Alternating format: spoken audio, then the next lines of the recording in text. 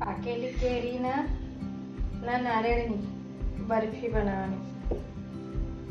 તો મેં 6 કેરી લીધી છે ને 1 નારિયેળ લીધો છે. તો હવે કેરીને ધોઈ કાઢું. ધોઈ લેવા હવે કેરીને સારી રીતે.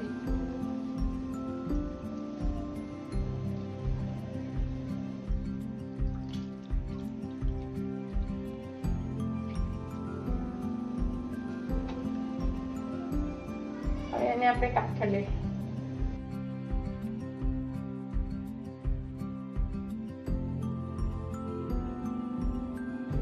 હવે આવી રીતે કાપી લઈએ. પછી મિક્સરમાં ક્રશ કરી લઈએ.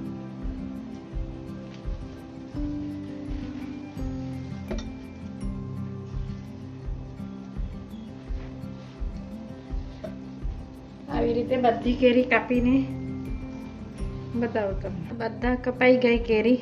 હવે આપણે એને ક્રશ કરી લઈએ. આ ક્રશ થઈ ગયું. હવે આપણે એને સાઈડમાં મૂકી દઈએ. હવે આપણે નારિયેળ તોડીને સોલી લઈએ.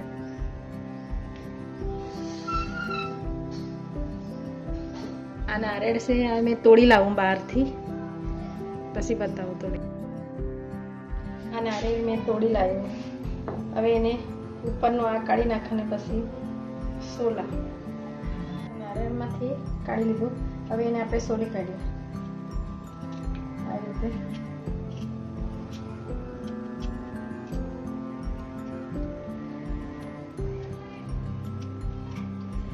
આવી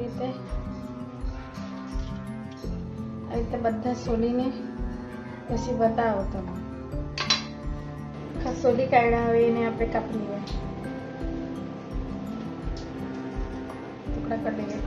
મિક્સરમાં પીસવાનું હાર પડે.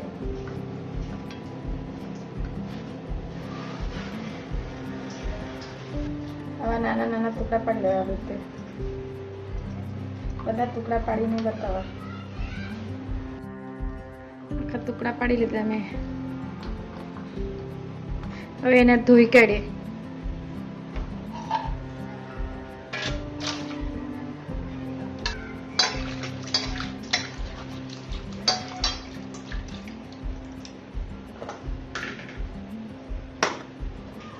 હવે ધોઈ ગયા. એને આપણે પીસી લઈએ.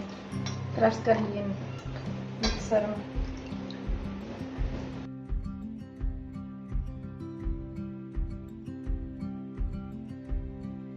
હવે એને આપણે મિક્સરમાં ક્રશ કરી લઈએ. નારિયેળને મેં ક્રશ કરી લીધું.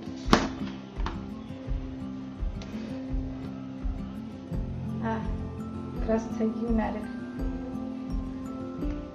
હવે એને બી આપણે સાઈડમાં મૂકીએ.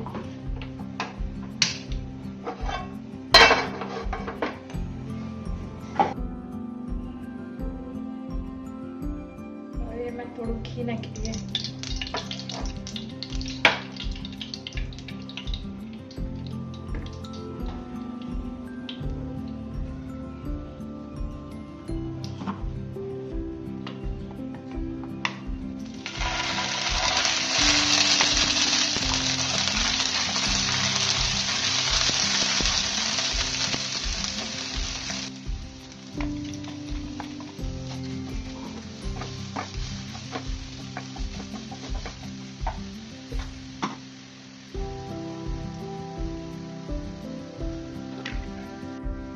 આમાં 500 ગ્રામ દૂધ નાખવાનું.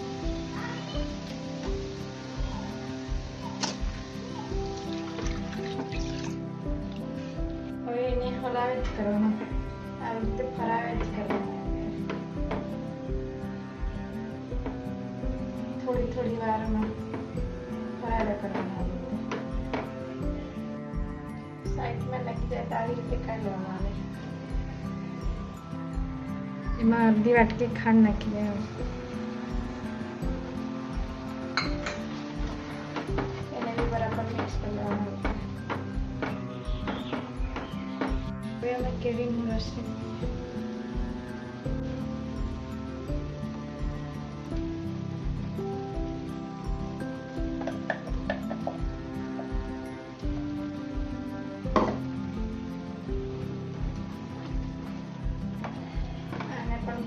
મિક્સ કરી દેવાનું.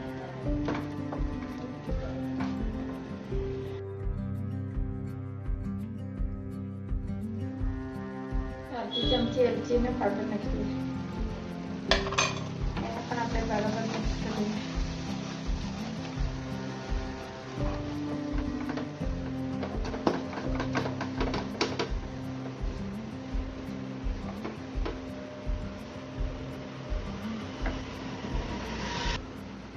લાડુ જેવું થઈ ગયું. હવે આપણી બરફી તૈયાર થઈ ગઈ. લાડુ જેવું થઈ ગયું.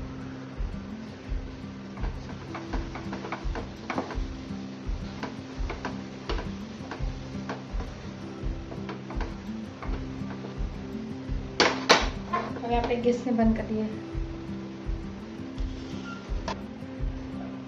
હવે એક ટીપા આપણે ઘી નાખી દઈએ ડબ્બામાં. લટકે નહીં પછી.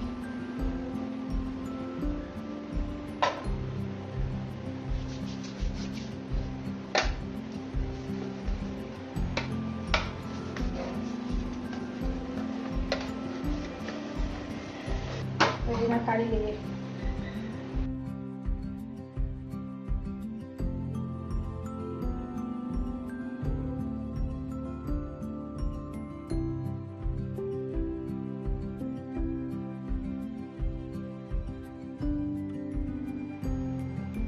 થોડા કાજુ પિસ્તા લગાડી દઈએ. દેખાય સારું.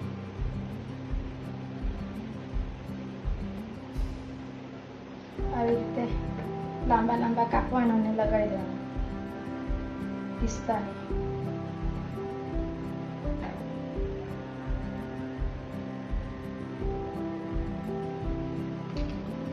બસ હવે આપણે એને ચીરી પાડી દઈએ. તો પછી ઠંડુ થઈ જાય તો પછી આ ચીરી નહીં પડે.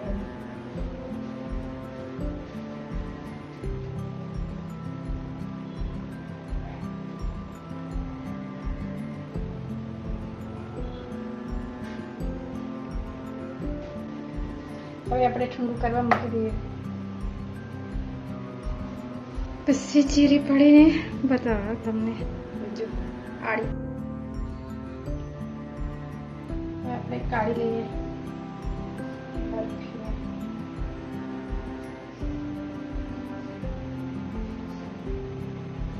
આવી રીતે બધી બરફી કાઢવામાં તમને બતાવો.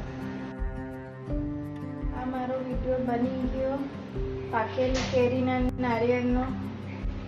આ મારો વિડીયો ગમે તો સબસ્ક્રાઈબ કરજો, લાઈક કરજો અને કોમેન્ટ કરજો. તમે હું બનાવીને ખાજો ટેસ્ટી. હવે છેલ્લે કેરી જવાની.